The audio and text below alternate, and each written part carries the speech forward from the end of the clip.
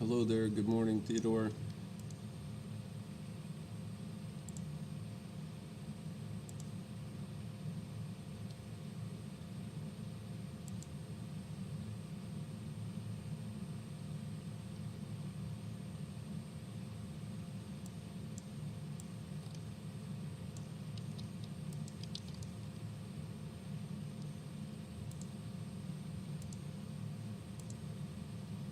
Hello.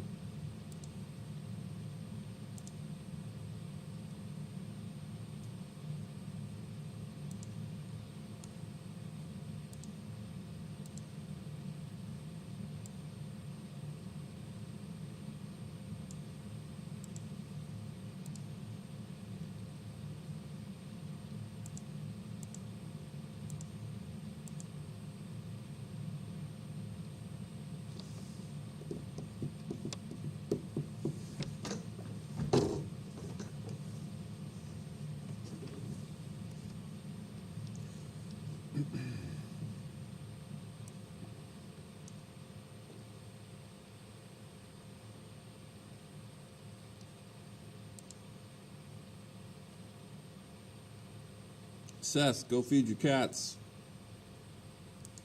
Poor things.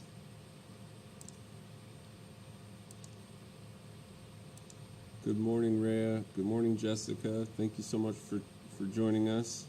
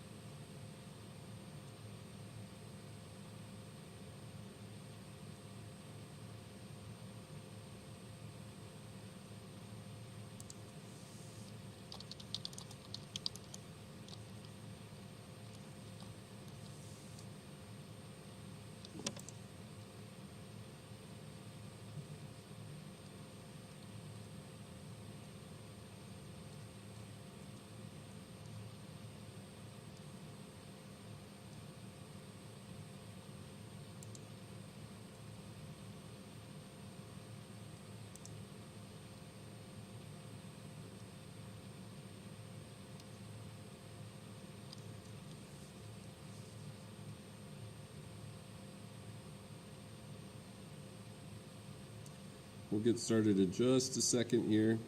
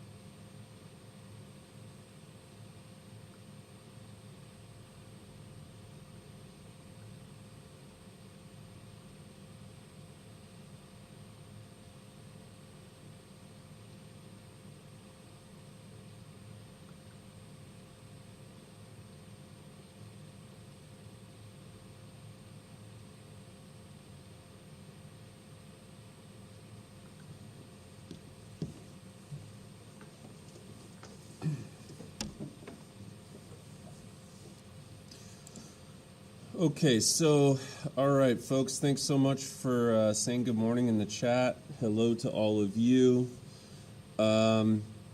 what will be the homework for today? The homework for today, Joseph, is the homework is going to be watching a video and answering some questions. It's basically an online quiz. But we are going to get started talking about a few different things today. And let me go over to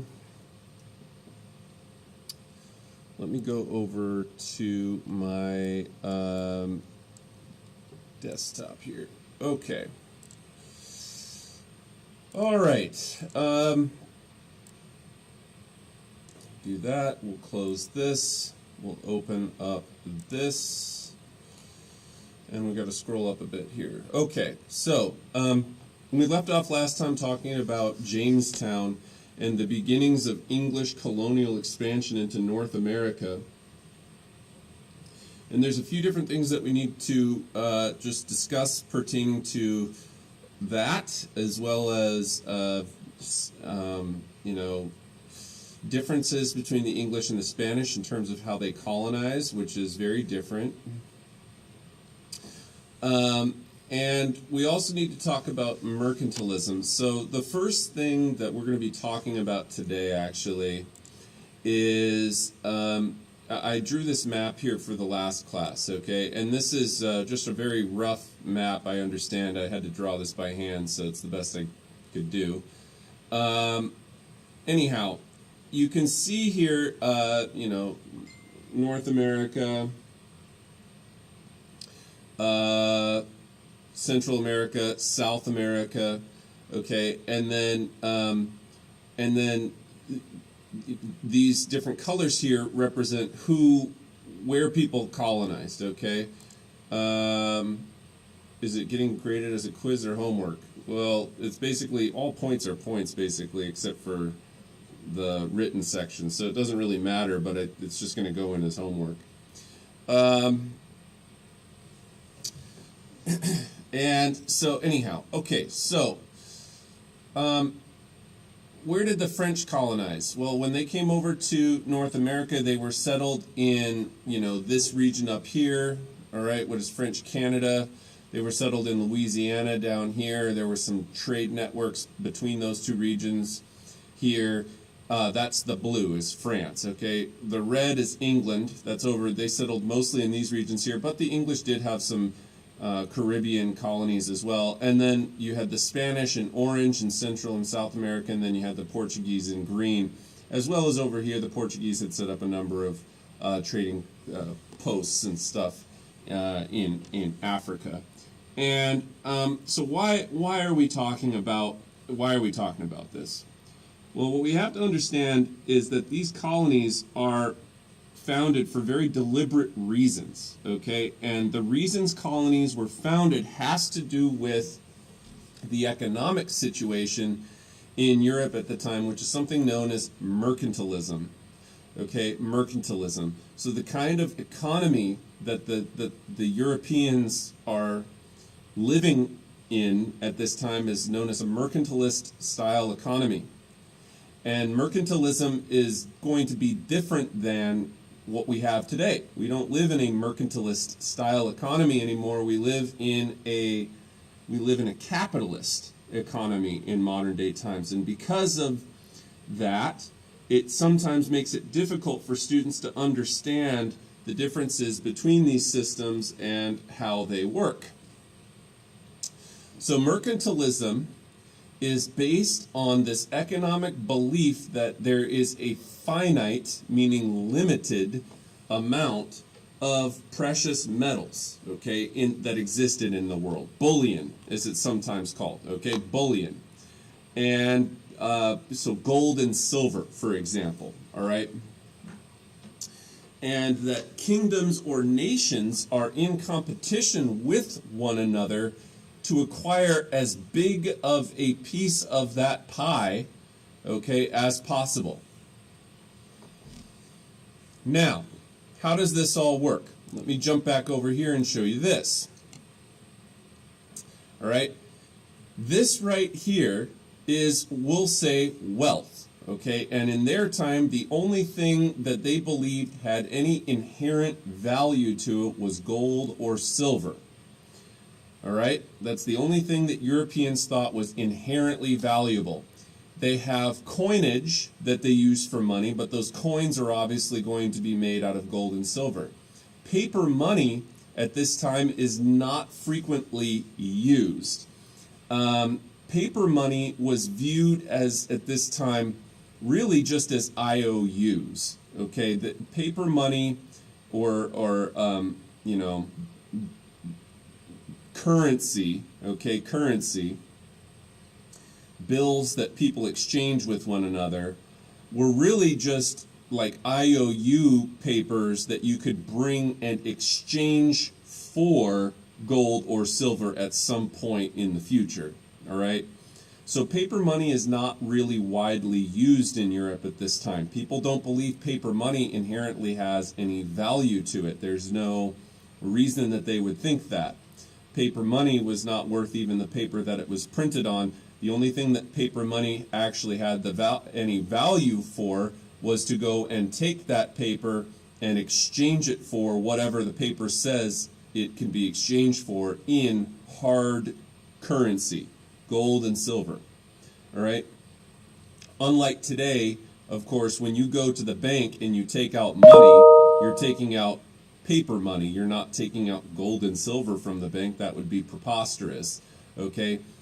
For a few different reasons. Number one, you can't buy stuff anymore using gold and silver.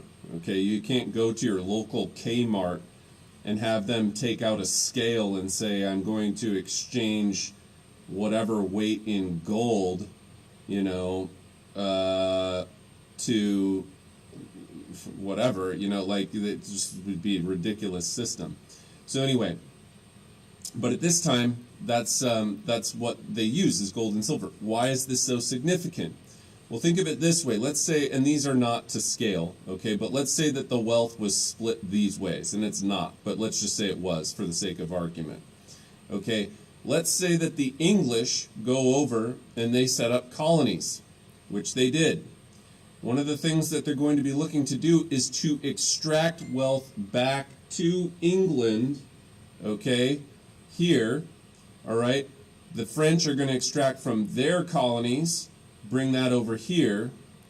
The Spanish are going to extract from their colonies, bring it back over here. Why are they bringing back stuff to Europe? Because that's what colonies are for. The only reason that they're setting up these colonies is to bring wealth back to their home states. All of these states are in competition with one another. So let's say the English go over and they try and find gold. Oh, wait, they did do that. Oh, wait, they weren't able to find any. Okay, because they weren't able to find any gold, what are they just going to now, abandon their efforts? No. They're going to double down and try to find a way to make their colonies profitable. And the way that they go about doing that is by establishing plantations. Okay? And that's another major change that we see in the economy, the global economy after Columbus, after the Age of Exploration, is that we see a transition in farming, where increasingly we see more and more and more commercial style farms, huge growing operations, all right? Plantations that grow sugar or tobacco or cocoa or coffee or you name it, okay, tea. Wherever you can have a colony, you have to take advantage of where that colony is climate-wise, grow the stuff that will grow there, because there's only so much gold and silver that you can mine on the planet. So of course they would prefer to just bring back boatloads and boatloads of gold, but there was no gold to be found, or very little of it to be found. So instead they start transitioning to stuff that they can grow to exchange for gold. All right? So when the Europeans start growing massive plantations over in the New World, increasingly worked by African slave labor, they then take the stuff that they're growing, the raw materials over here, or the other stuff that they're bringing over, which could be furs from the fur trade. The French were known for bringing a bunch of furs over. It could be lumber, okay, timber for building ships or masts of ships or other things like that. All right, they will take anything that they can grab to bring it over to Europe to sell on the European market. All right, idea being that you want to sell as much of your colonially extracted goods as possible. You want to buy as little as possible from other European nations. So one of the reasons that there's an inherent link between colonization and mercantilism is because the more colonies you have, all right, the more ability you have to extract different types of goods from those colonies, bring them back to Europe, sell them to other European nations, and take a larger and larger piece of pie. So the English come in, they're pretty small at first. When the English first come in, they're not very large. But increasingly, due to having more colonies, they start to be able to sell, okay, whoops, did not mean to do that. Okay, they start to be able to sell more of their products. Okay, get rid of that line there to the best of our ability. Okay, so now the English piece of that pie is slightly larger because they say chipped away at the Spanish wealth. They stole some of their gold, or they sold some of their colonial goods to the Spanish and got some Spanish wealth from that. Okay, and so they're all competing for the same amount of gold and silver circulating around the European economy at this time. All right. This is significant, all right, because it helps you to understand how they thought of the world as being at this time in terms of money. These days, we don't think of it that way. These days, we don't think of there as being a set amount of wealth, gold and silver, that is exchanged. We think of there as being essentially an unlimited amount of wealth, that the pie just keeps growing and growing and growing and growing as the world's economy grows and grows and grows and grows, as does the world's population. Population growth helps to contribute to a sustained growing economy. You want your economy to continue growing. All right? But back in those days, they thought that the economy was at a fixed level of maximum growth. These days, we believe the economy continues to grow and grow and grow and grow and grow. All right? And that is also significant. All right. The other thing about mercantilist style economies is that it's marked by very, very high levels of top-down government regulations and restrictions. Okay, so if we go over to this little thing that I typed up, if we're looking at mercantilism, all right, major features of mercantilism. Number one, the belief in bullion having value. Bullion, gold and silver. Okay, the belief in a finite, limited amount of global wealth. All right, colonies serving as extensions of the homeland in Europe and are meant for collecting resources to sell on the European market to obtain more wealth, which is what I was just telling you about. What this does is it places an emphasis on foreign export. You want to export as much goods as you can to other places in Europe. So if you're the English, you want to sell finished products to the Spanish, the French, the Dutch, because they have to pay for those products. Meanwhile, other European nations are trying to import as little as possible. So the effects of mercantilism is, although we see a system of trade, it's a very guarded system of trade. Europeans are only trading to increase their own wealth, and that means that because, when you think about, for example, sports teams trading players, okay, you're not just going to trade your best player on your team for some other crappy player, all right? You want to import as many good players as possible, okay? And you want to export as many bad players as you can. But there's a vested interest in the other team not taking in bad players, okay? And so because of that, all right, they don't Other teams don't want to import bad players. They're trying to import as few bad players as they can. Okay? That's how European economy works at this time. European nations are trying to be self-reliant. They're trying to gain as much wealth as possible. They're trying to bring in as much from their colonies. Same with sports teams. You're trying to bring in good players from your farm team. You're trying to bring in good players from the minor leagues that your team is associated with. All right? So you're trying to cultivate wealth from your own player development. All right? In Europe, they're trying to cultivate wealth from their colonies and bring that wealth into their state. They're trying to hold on to that wealth. So there's a huge emphasis on exporting goods that will bring in wealth to that European nation. They want to import, in terms of from foreign nations. They don't want to import stuff from foreign nations because that means that they would have to pay for those things. So if you're the English and you're having to pay for tea to other places, they don't like that. They would rather just go take over a colony, grow tea, and then sell that tea to other European nations, which they do. Okay? And then the last thing that I want to mention about mercantilism is that due to the political situation in Europe, which was mostly absolute monarchies in place, empires of Europe are highly protective of their economies. So one way that they try to discourage importing is that they place tariffs, which are taxes on imports.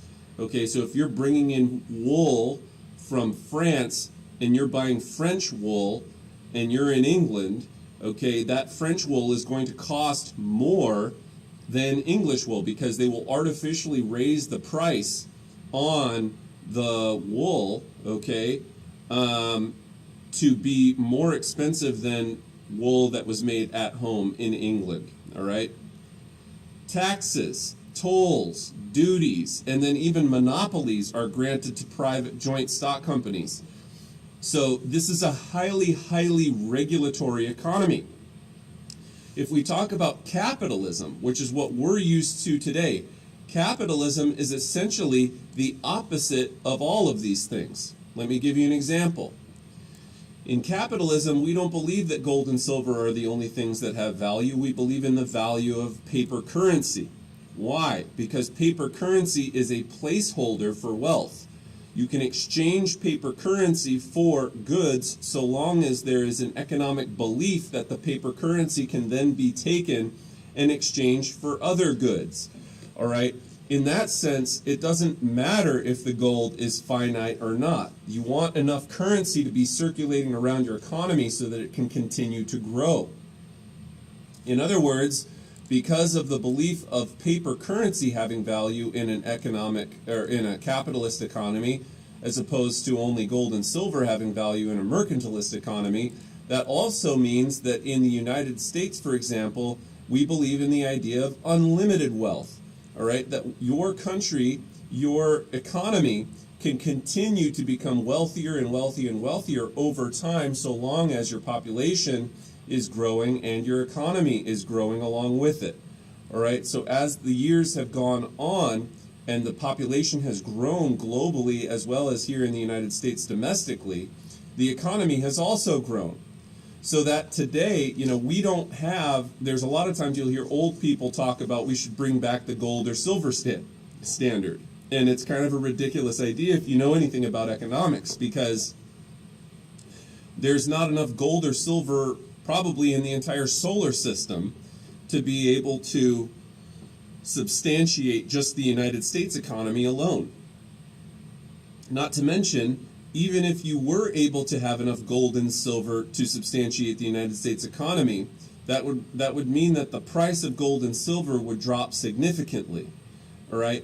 And so it's not a very good idea to have your economy attached to, say, your currency. Okay, here in the United States, if the United States dollar had to be backed by a certain amount of gold or silver in United States reserves, okay, like at Fort Knox or something like that, all right, the problem is that there wouldn't be enough gold or silver to continue to allow the economy to grow. You would essentially be putting a bottle cap on how much your economy can grow. All right, and so we don't want a gold or silver standard, because what you're doing is you're putting an artificial ceiling on the amount of money that can be circulating around the United States and around the globe. Okay, so we believe in an unlimited amount of global wealth. Also, today we don't see colonies anymore. Nations like the United States and other European nations aren't going around the globe and setting up colonies anymore and taking over places politically and making plantations there. It's taken on a new form. Private companies will go and establish themselves in other places. But the private companies, although they may have, for example, been started in America, they can export their processes, factories, manufacturing, and other things like that, to other places, all right, and establish themselves around the world that way. Okay, so now private companies are what allow for economic growth to take place, rather than states going and taking places over and establishing colonies. So, for example, Nike, or any number of different. There's a million companies. I don't even know all of them that we could point to. Amazon, eBay, Google, Apple. All of these are companies that have gone. Even jeans, Levi jeans, or like wherever. There are companies that go and extend themselves across the globe and make money by kind of culturally, economically influencing other places, rather than just nations going over and taking places over and establishing colonies. Also, in capitalist economies, unlike mercantilist economies, which are highly, highly regulatory. Now, we have a lot of regulations too, but the spirit behind capitalism is having a free market, letting supply and demand dictate prices of goods, having few tariffs if possible. The economy will grow more if you take away regulations and allow free trade. That's the spirit behind capitalism. All right. And so capitalism does not encourage, for example, monopolies. Monopolies are against capitalism because monopolies mean that there's no competition. All right. And so we don't want monopolies to form in capitalist economies. But there is a paradox there, because the more you deregulate in a free market situation, the easier it becomes for monopolies to form on their own naturally, because big businesses get bigger. They buy out smaller businesses, and before long you only have one giant business that's allowed to thrive. And that's been one of the problems with capitalism in recent years, I'll say about the last 40 years or so, is that there's been a lot of global deregulation of the economy.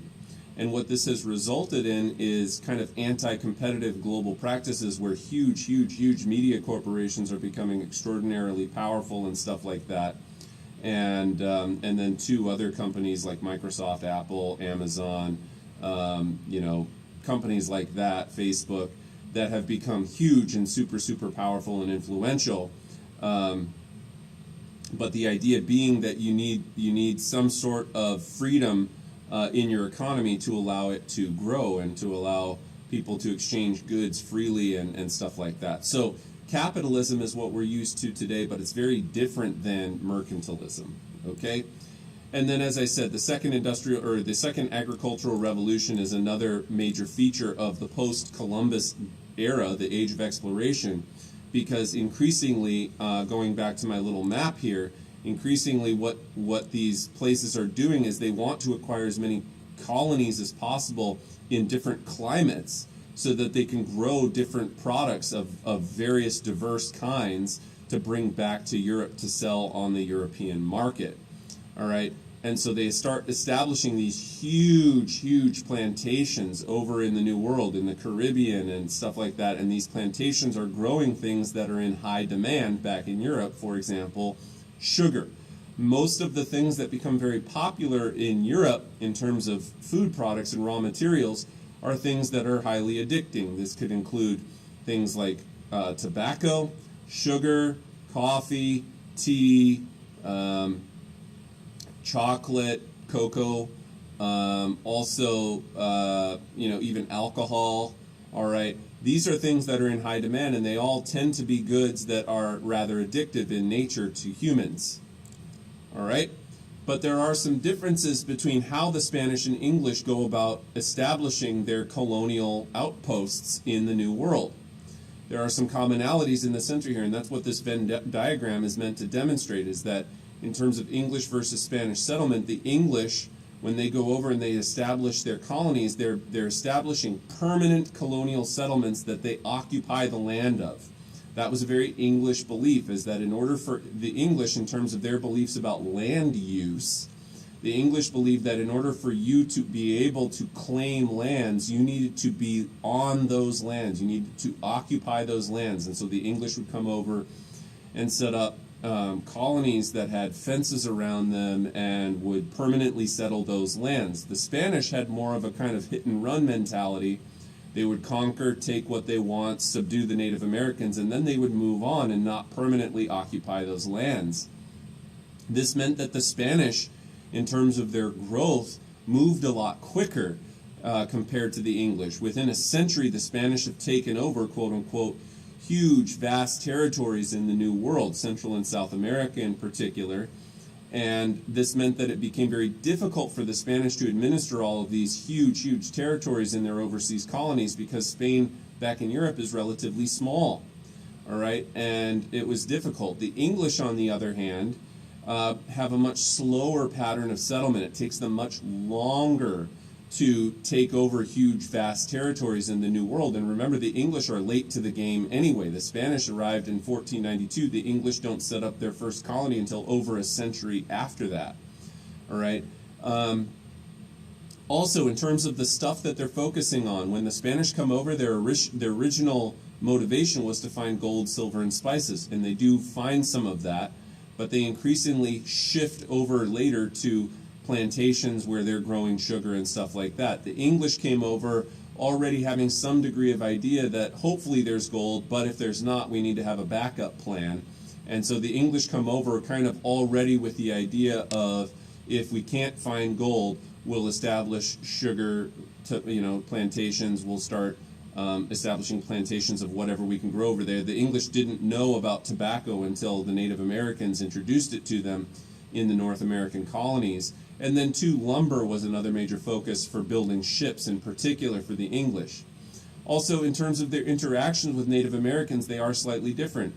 The English came over, and the English were very isolative in their practice of colonizing. They really, as much as they could, they avoided contact or mixing, meaning like intermarrying or having children with Native Americans or African slaves, whereas the Spanish in Central and South America, as well as the Portuguese in Brazil, they're going to be far more likely to embrace contact with Native Americans and frequently intermixed, intermarried, had children with Native Americans and indigenous peoples.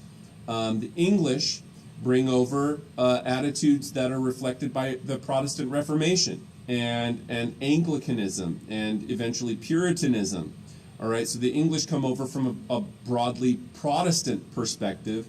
The Spanish come over from a largely Catholic perspective because Spain remains Catholic. Also, the Spanish state tended to be a little bit more centralized early on than the English state. In the 15 and 1600s, England is undergoing centralization, but still it's not Britain yet until 1707, so they don't ally and incorporate with Scotland until 1707, and then beyond that, the English also had more of a constitutional style monarchy rather than an absolutist style monarchy, where the king's powers were limited, whereas in Spain they had an absolute Habsburg monarch there. The English settlements tended to be highly rural, largely farming.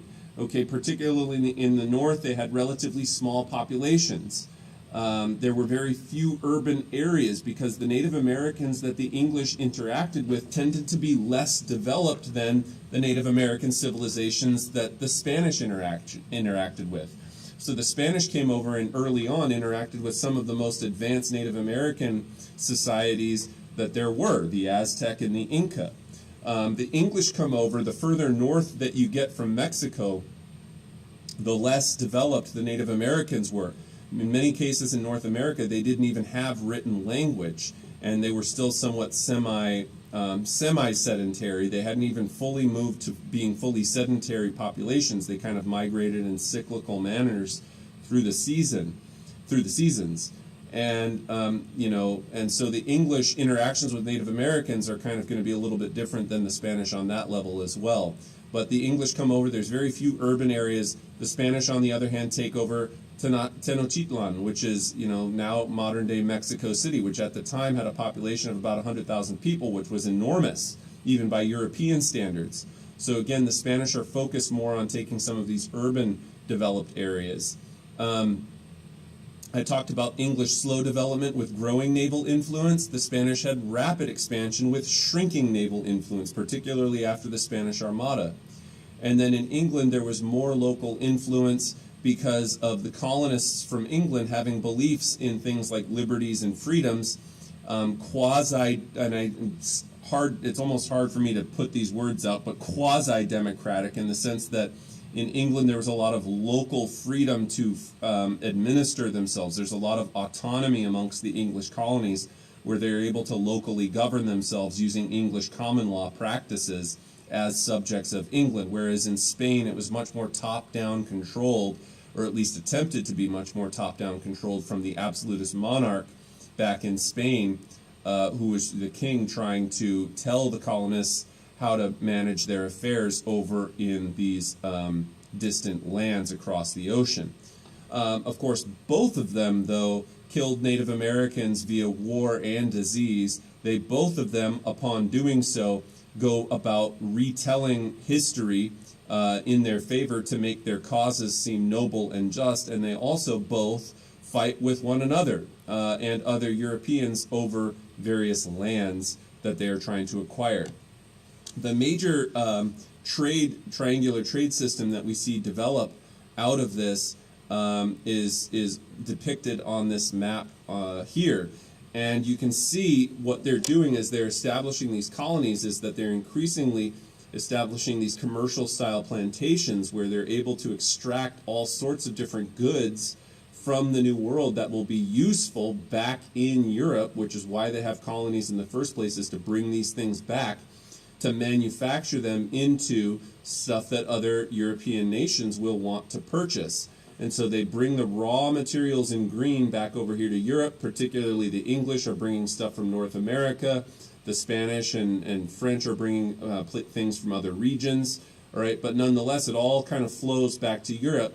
When it's in Europe, it's manufactured into goods, which then these European nations then bring down to Africa, exchange with local tribal coastal kingdoms of Africa for slaves, usually obtained from further in the interior of Africa via conquest, all right, by the coastal African kingdoms who became wealthy as a product of trading with the Europeans and well armed, and they went in and they would kidnap and capture slaves.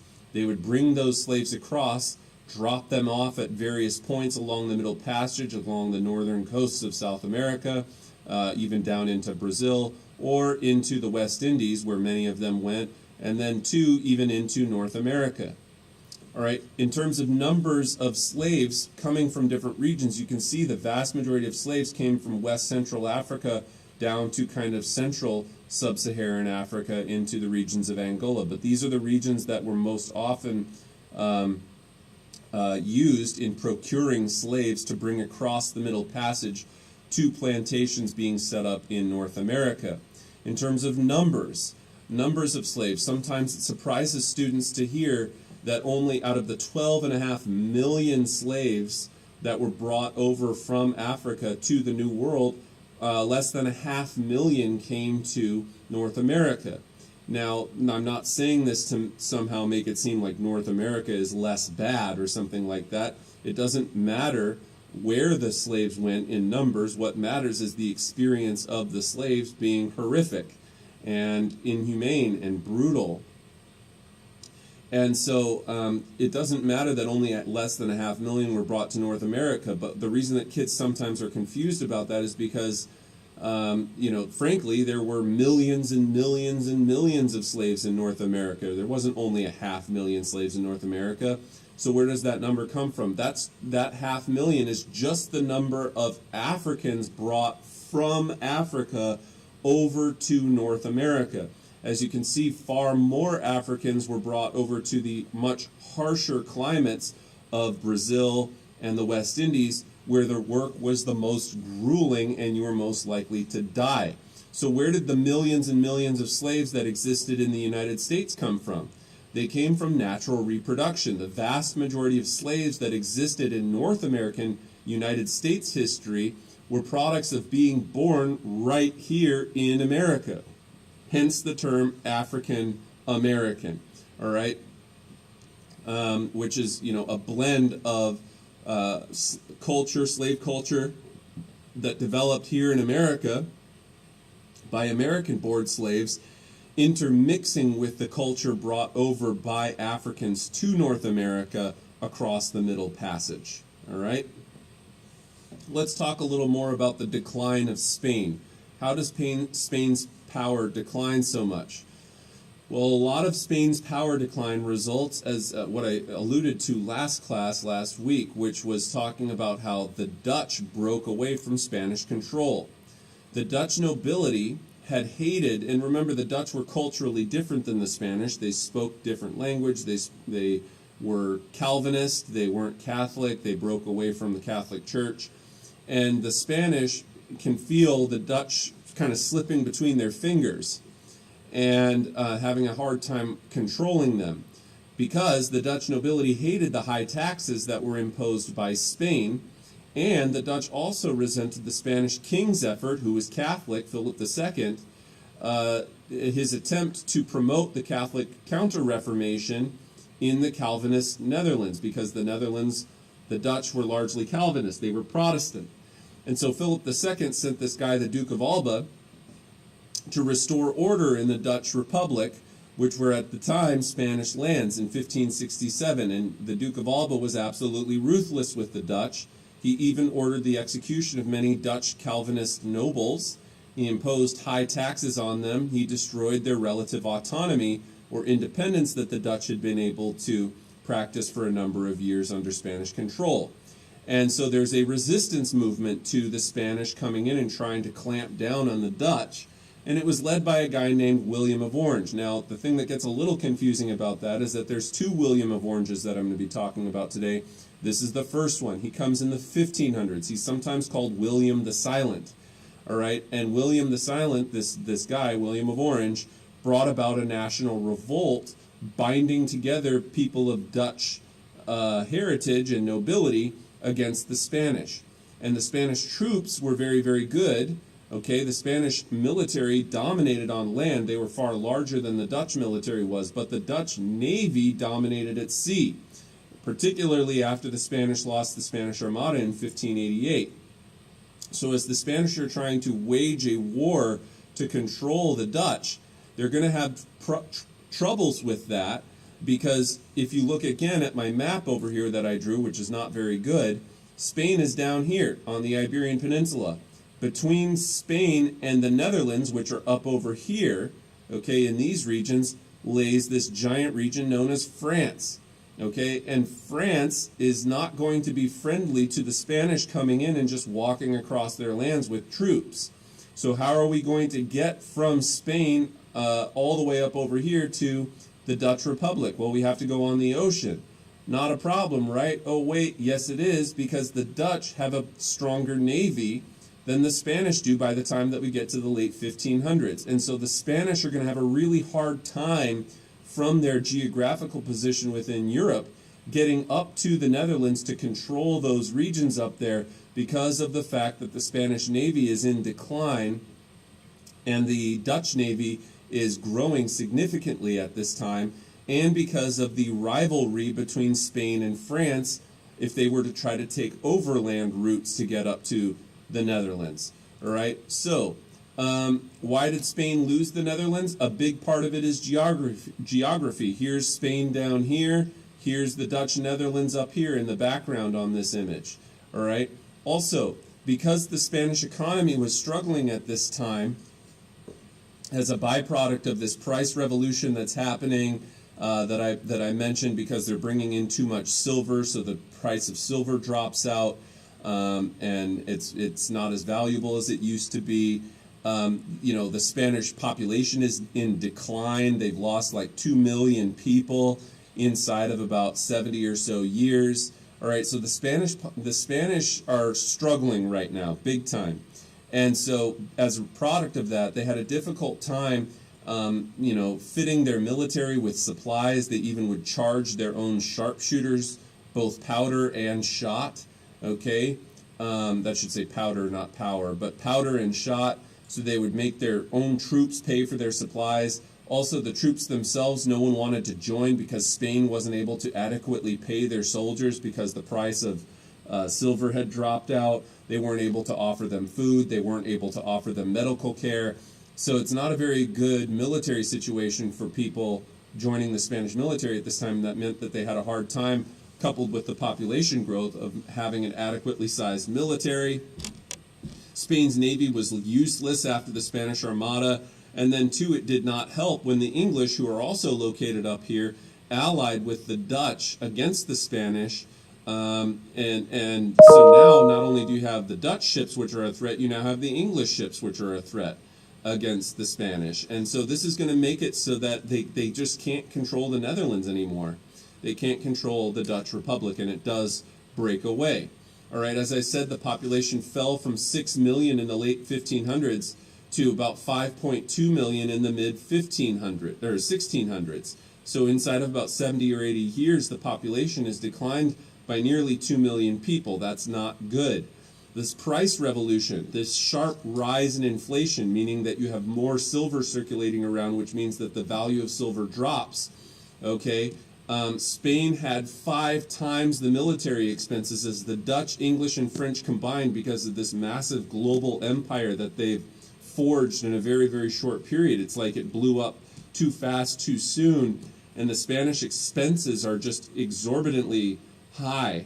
And they frequently suspended their payments to their own military, to their own government workers and stuff like that. And they are forced then to borrow money from foreign bankers that would put punishing interest rates on it, really high interest rates that made it really difficult for the Spanish to ever pay back or make any money on. This forced them also to create new taxes and increase the existing taxes that they had. There's also new taxes that meant that the middle class economy shrunk. Now, the middle class in Spain at this point is a very, very small segment of people.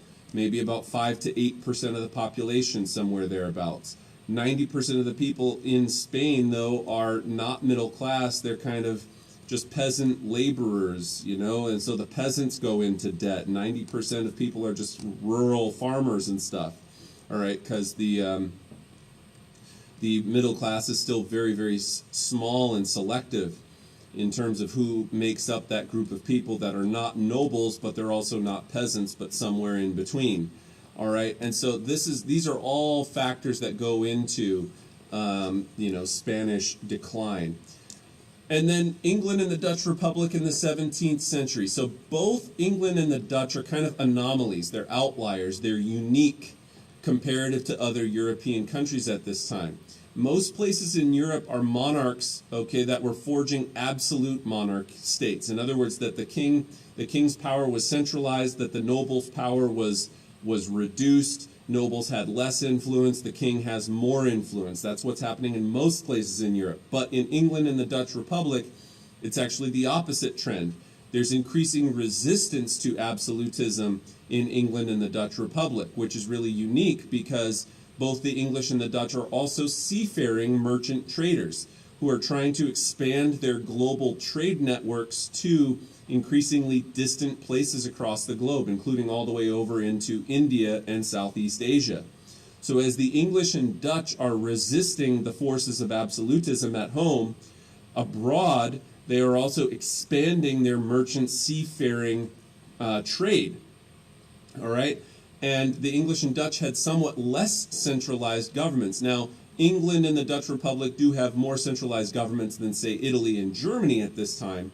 But comparative to the absolute state structures that are being established in Spain and France, and in Russia and in other places, all right, Austria, the English and Dutch have certain protections that allow them to protect themselves against absolutism. They, like, for example, in England, going back to 1215, they had signed a document in England known as the Magna Carta, which limited the power of the king to tax nobles arbitrarily. So comparative to other places in Europe, the noble classes in England and the Dutch Republic are stronger, and they are able to kind of check and balance the power of the king better than nobles in, say, France or Spain or somewhere. All right, both England and the Dutch Republic also have two very, very powerful port cities. In England, you have London, which is situated on the Thames, which is pictured in the background here. The Thames is a river, a major river that runs through London. And then in the Dutch Republic, you have Amsterdam, which eclipses the previous major port city of Antwerp, which is in Belgium, which the Spanish still controlled at the time. Amsterdam grows and eclipses that, becomes bigger than Antwerp, and Amsterdam was a much better city. Okay. Also, both England and the Dutch Republic have a central bank. They have a broader middling sort or middle class of people, of merchants, artisans, and traders who live in urban areas like Amsterdam and London. All right, and because of this growing middle class of merchants that we see develop in these two places, this again is going to help their economy to grow faster comparative to some of the other absolutist places of Europe at this time. So this period that we're going into is known as the Dutch Golden Age, sometimes called the Dutch Republic of the United Provinces, or the Netherlands. Okay, the Dutch Republic breaks away from Spain. They establish their independence. And really, it's only the Netherlands and Poland within continental Europe that defied absolute and centralized rule in the 17th century. Most places in Europe at this time are absolutist and centralized, with the exception of the Holy Roman Empire and Italy. Okay, but we are increasingly seeing more and more and more and more, more and more absolutism across Europe, but not in Netherlands and not in Poland, which is interesting. That's going to be kind of what your quiz is on today when you watch this online quiz and do the assignment with it. Spain ruled Netherlands from 1516, and it officially gained its independence. The Netherlands gains its independence in 1648, although they had kind of already broken away before that. But it was after the 30 Years' War that finally the Netherlands is recognized as independent of Spanish rule. It was less of a republic. When we think about a republic, when we call it the Dutch Republic, it might give you this false sense that they had some sort of democratic government where people were able to show up and vote for representatives to go and serve them in government. That's not exactly the kind of republic that they had. It's far more limited than that. It's not democratic really at all. It's really more of an oligarchy of wealthy families, meaning that you have groups of extremely wealthy estates owners in the Netherlands who competed with one another for power but held a monopoly on political power. So it's not like anyone could just go and become servants of the Dutch state by way of being voted into office or something. It's all going to be people who are exchanging power back and forth with one another while competing to have the biggest amount of control over the Dutch government at this time. But it's at least, again, it's more...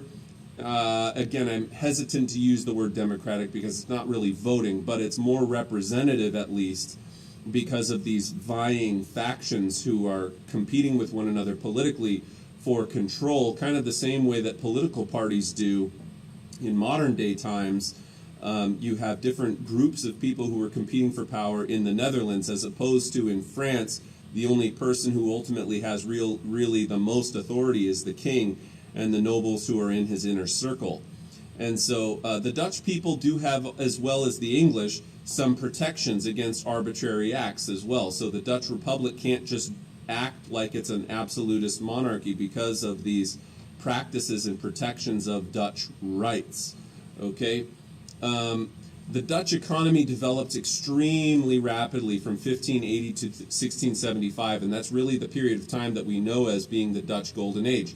The Dutch economy is growing even faster than in England and France, and it's in no small part due to the fact that the Dutch had developed this really, really expansive naval power, maritime trade, and the Dutch were merchant traders that would hire their trading services, their shipping services, out to other European nations and make profit on that. Like I said earlier, Antwerp, which is in Belgium, which Spain still controlled at the time, was the international trade capital all the way up until 1580. Okay, Antwerp was a hugely profitable city and very, very important, but when the Dutch break away, Amsterdam eclipsed it, and it's a better city for a lot of reasons. Okay, foreign merchants preferred Amsterdam to Antwerp because Amsterdam had developed this superior national banking system. They had plenty of available credit to give out loans. All right. They also had really advanced warehousing facilities where the Dutch were able to hold on to goods and store those goods, preserve those goods until the price of those goods went up. And they would then open up their storehouses and start selling these things that they had been storing, waiting for the price to go up on them, and make a much bigger profit by buying low and selling high, just like you want to do with stocks in modern day times. They also had a giant seaport with big ships could get into Amsterdam, whereas Antwerp was slightly smaller and it was difficult for larger ships to get in and port.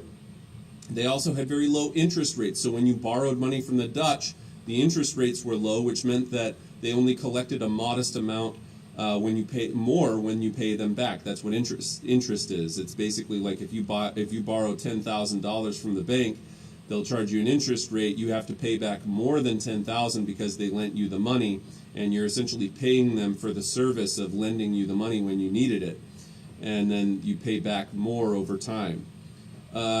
And the Dutch had low interest rates. The Dutch were master traders. They had a giant merchant navy, but their biggest rival is going to be London.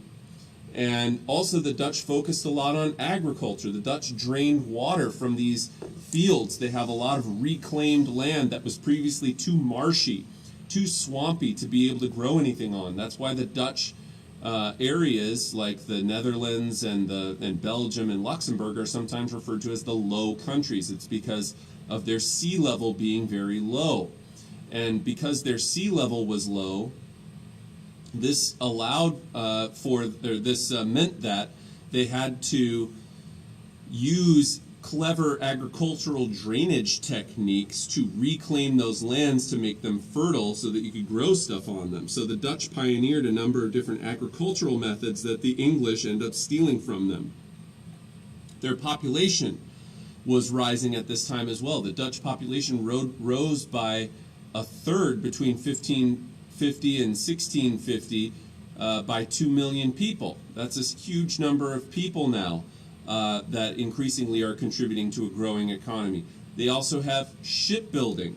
So the Dutch had 2,500 ships in 1630. That's half of the total number of all of Europe's shipping was Dutch ships, and that's why they hired their ships out to do merchant shipping for other nations and collect money for that.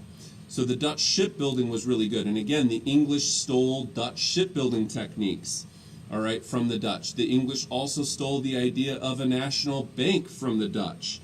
And so the Dutch really were very economically ahead of their time. The Dutch are as close as we get to modern capitalists in this era as any of the other nations, than any of the other nations are.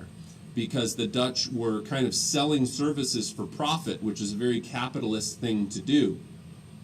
The Dutch established the Dutch East India Company sometime in the 1500s, and in 1602, during the 30 Years' War, Dutch continental trade was reduced, and they reached out to India to establish this Dutch East India Company.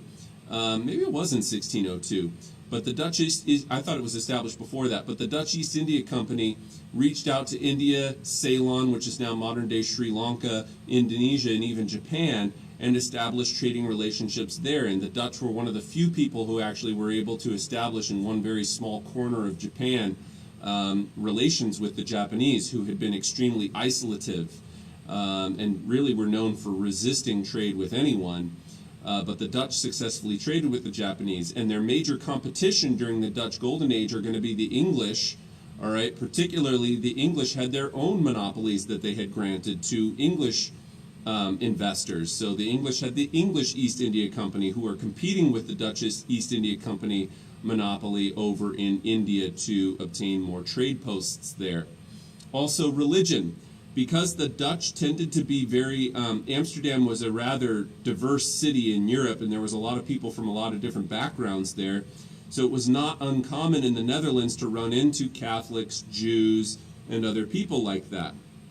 As a result of this, the Dutch tended to be a little bit more tolerant than a lot of places in Europe in terms of coexisting alongside other groups. Now, that's not to say that there was no persecution. Particularly as the Dutch became more Calvinist, the extreme radical Calvinists of the Dutch Reformed Church did persecute people of other religious backgrounds like Catholics and Jews and stuff. But speaking on the whole, in totality of all of Europe, the Dutch tended to be a little bit more tolerant than most places in terms of religion. Certainly more tolerant than, say, Spain or England. So the Dutch Reformed Church, strict Calvinists, generally persecuted and discriminated against Catholics, Dutch Armenians. Dutch Armenians are Calvinists who don't believe in predestination. That's what Armenianism is. Okay, Dutch Calvinists who don't believe in predestination, Jews and Gypsies. But the Dutch reached greater prosperity in the mid-1600s than any other European nation because their wages were high. The Dutch people lived long lives comparative to a lot of places in Europe because their diet was really good. It was heavy in fish because there was a huge fishing industry in the Netherlands. Meat, cheese, things that are just generally healthy. And windmill-driven power allowed them to, create manufacturing in the Netherlands. They had 200 different breweries. They had a wide range of colonial goods that they were importing from across the planet. They were collecting money from merchant shipping from other nations. They had trading outposts even in North America, because right about the same time that the English are going and setting up colonies in North America, so are the Dutch. And the Dutch originally established their colony where now modern day New York is. It wasn't until later on that the English took over New York in the late 1600s. So the Dutch are doing quite well for themselves. However, the Dutch have one major disadvantage. And the disadvantage is that they're located here. Okay, this is where the Dutch Republic is. And this means that they border France, they border Denmark, they border the Holy Roman Empire.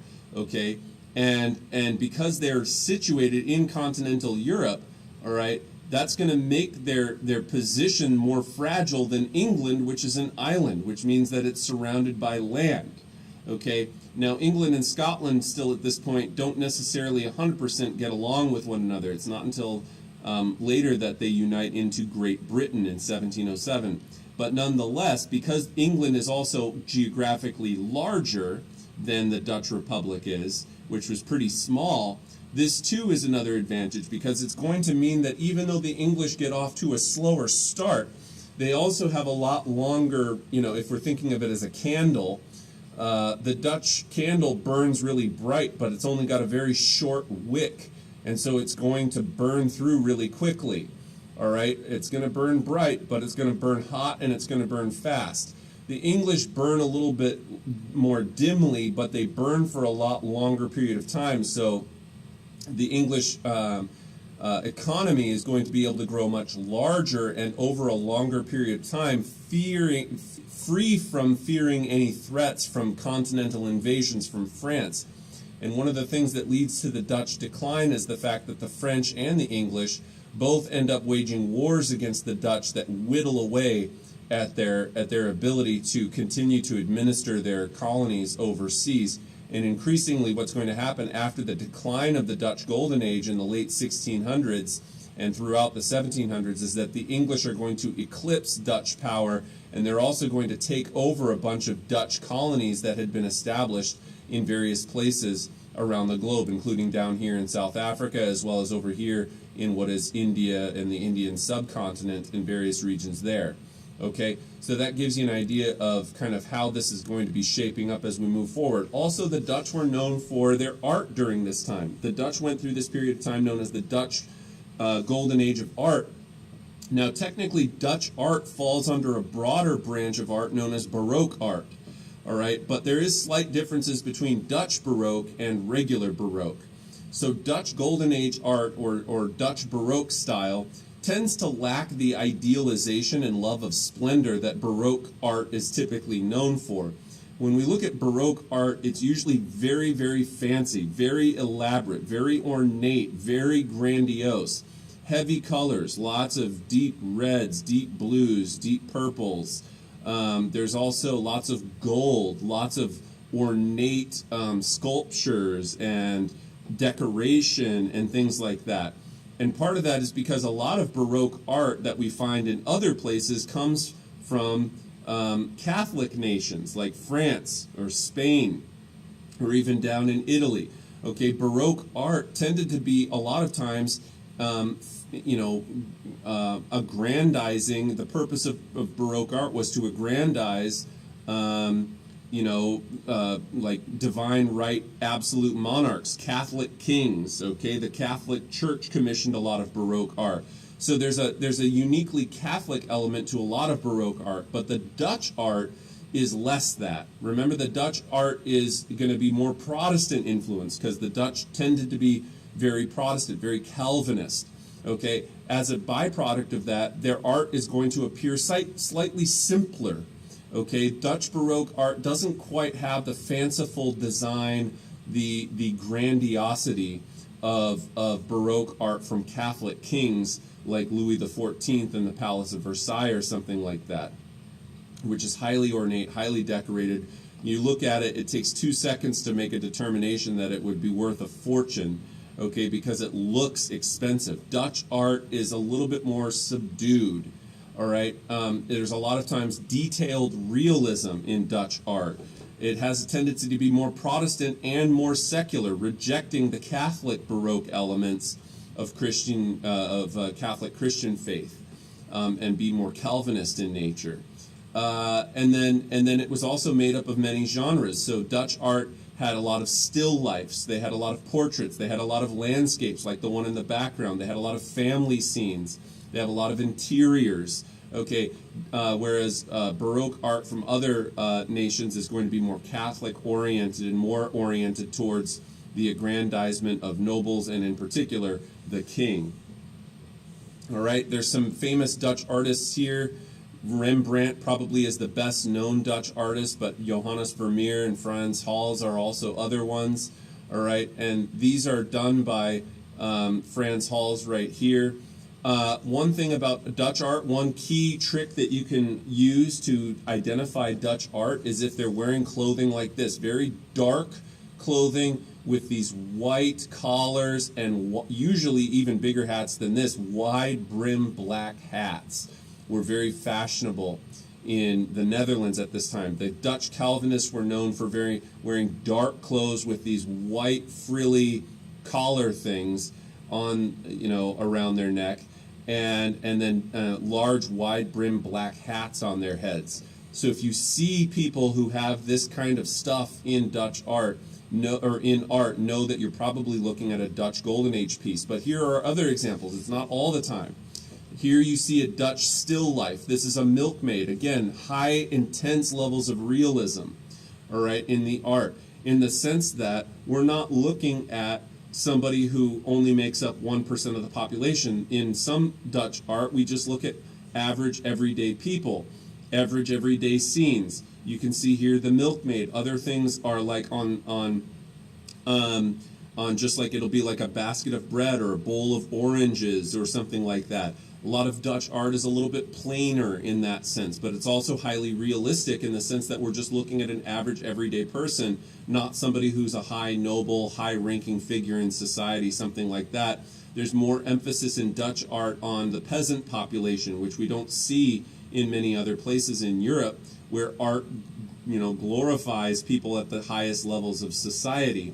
Also, some Dutch art emphasizes the scientific revolution that was going on at that time. So here's a piece of a scientific thinker, the astronomer, done by Johannes Vermeer. This girl with the pearl earring is probably one of the best known pieces of Dutch art of all time. Again, this is a painting of this girl and she's got this pearl earring, but who is it? We don't really know. Fantasy Interior with Jan Steen and the family of Gerrit Schouten. This is going to be a noble family up here. This is as ornate as you're going to see Dutch art become.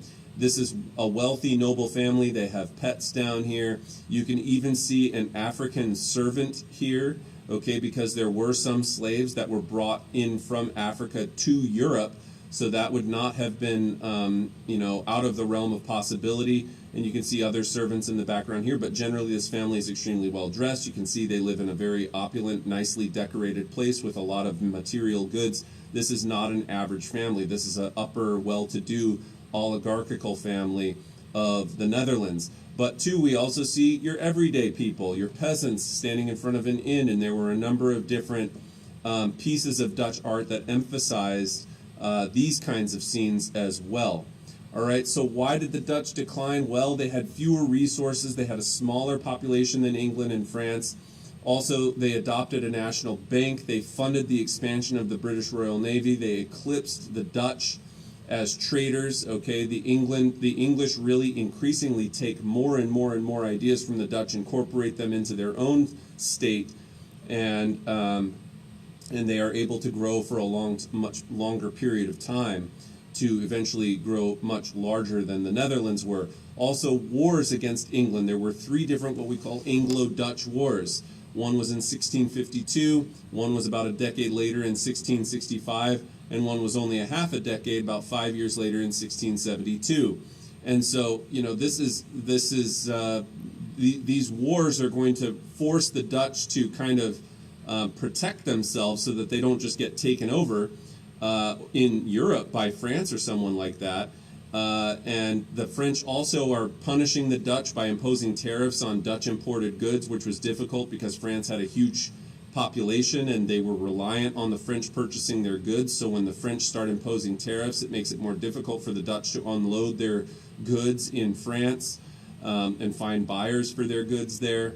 Dutch West India Company was unable to take over the Portuguese influence in Brazil despite their best efforts to try to do so. The Dutch had been taking over Portuguese trading posts in Africa and increasingly trading slaves from Africa instead of the Portuguese by the time we get to the 1600s. But they weren't able to take over the Portuguese settlements in Brazil.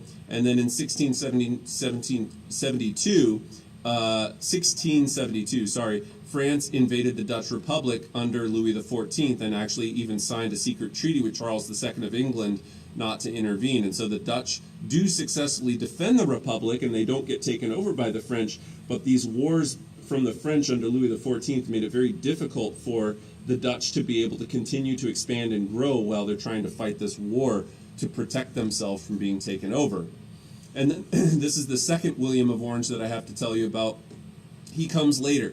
The first William of Orange was the one that resisted against the Spanish trying to hold on to the Netherlands back in the 1500s. This William of Orange came in the late 1600s.